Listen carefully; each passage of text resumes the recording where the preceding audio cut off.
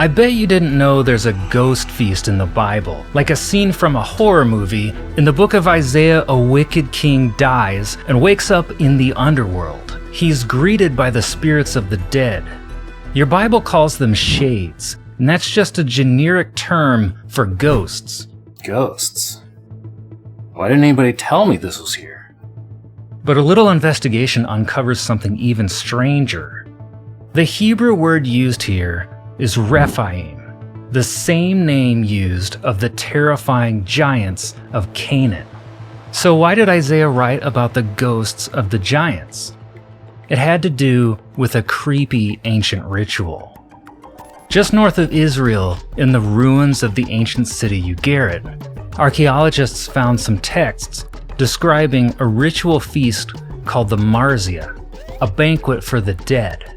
Often the living kings would get together with strong wine and invite the dead Rpum, what they called the Rephaim, to join them. They believed getting drunk would lower the barrier between the living and the dead. Then these ancient warrior kings would rise from the underworld, enter the room, and dine with them. The people from Ugaritic believed that for the family line to continue and prosper, the dead had to be fed and honored. It wasn't a spooky feast or a seance, it was more like a rowdy frat party with ghosts. This is KTU 1161, the funeral ritual for King Nickmadu III. This ancient text is actually a transcript of the summoning of the shades. It says, "You are summoned, O Rephaim of the earth. You are summoned, O council of Dedanu. Rise, O Rephaim of the earth, rise and bless. Bless King Amurapi."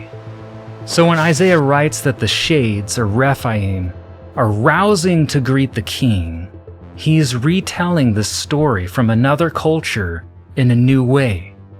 He's turning it into a satire. He's saying to the king, the spirits of the underworld are looking forward to meeting you, but they're not here to bless you. Something more ominous is happening. If you read Isaiah 14, one of the most important elements of the ghostly feast story is missing. It's the food. What kind of feast has no food? Why would Isaiah not include the meal? His version isn't a celebration. The Rephaim are not rising to bless the king. And you have to read between the lines in verse 12, but it explains why there's no food. If you're eating food right now, you might want to stop for a minute. It says, "Maggots are laid as a bed beneath you, and worms are your covers." This is a way of saying to the king, you are the food. Worm food. Blah!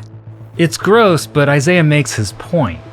His twist on the story is that the Rephaim have risen to mock the king, because he'd done something so stupid that death was getting closer to him. And that caused Isaiah to pick up the pen to warn the king of Babylon before he died. So he taunts him, and he says, "Look how far you have fallen." But what did this king do? The clue is in verse 12. Isaiah called the king Day Star, Son of Dawn. And again, there's a hidden meaning here. The word used for dawn here is not talking about a literal sunrise. This is almost like coded sarcasm. In Hebrew, the word used for dawn is shahar, which just so happens to be the name of a Canaanite god. Nobody's gonna believe this is here. The other name here, Day Star, also implies a divine being, a god or an angel. What do these clues reveal? The king of Babylon had become almost like one of those mob bosses that you see in movies, where a gangster thinks that he's become so powerful that he can just whack anybody in broad daylight and nobody's gonna stop him. He's become so consumed by arrogance that he believes he's untouchable, like he's above the law, a god. But Isaiah writes that the underworld is watching. You are basically their favorite sitcom. They're enjoying this. The more his ego grew, the more the Rephaim in the underworld salivated. And that ego was taking him closer and closer to death. Neighboring nations like Babylon, they idolized the Rephaim and the giant clans. but Isaiah saw them as dangerous.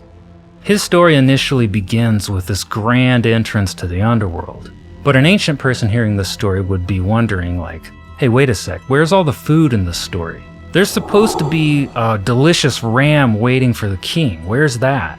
And the wine. Where's the wine? Why's all the stuff that's key to this story missing? And the Rephaim were supposed to be the shining example of strength in ancient cultures, the strongest and mightiest warriors. But in verse 10, they look at the king and they say, you too have become weak as we. You have become like us. Why are the mightiest warriors depicted as weak? They're rotting in the underworld. That's not supposed to happen. The reader wonders, wait, what is going on here? Isaiah's trying to say, you're wrong about the Rephaim. They're not heroes. He wanted people to know that if you follow them, you're not going to an all-you-can-eat buffet in the clouds. You don't want to follow them because they're going to rot. He writes of the king of Babylon in verse 13, you said in your heart, I will ascend to heaven. Above the stars of God, I will set my throne on high. I will sit on the mount of assembly in the far reaches of the north. This shows how delusional the king of Babylon had become. The line, I will sit on the mount of assembly, means the king thought that he could sit on God's throne and preside over God's divine council, his council of angels. Isaiah continues, I will ascend above the heights of the clouds. I will make myself like the Most High. But you have been brought down to Sheol, to the far reaches of the pit.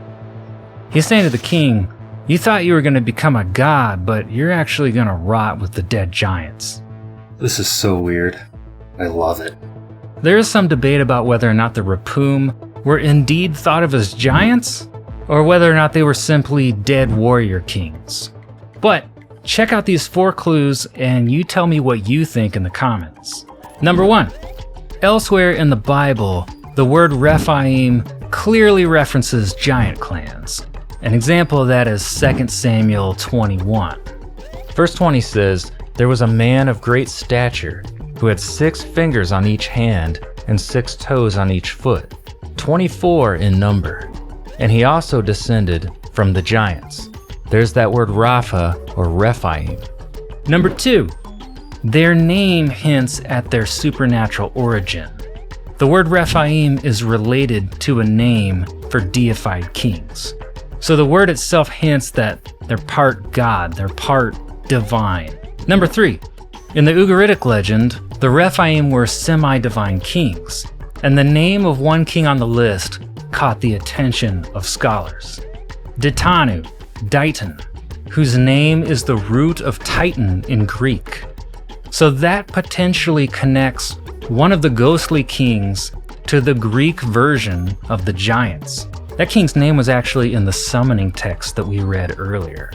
Number 4, although the Rephaim were never explicitly described as giants in the Ugaritic writings, they were described as part divine kings.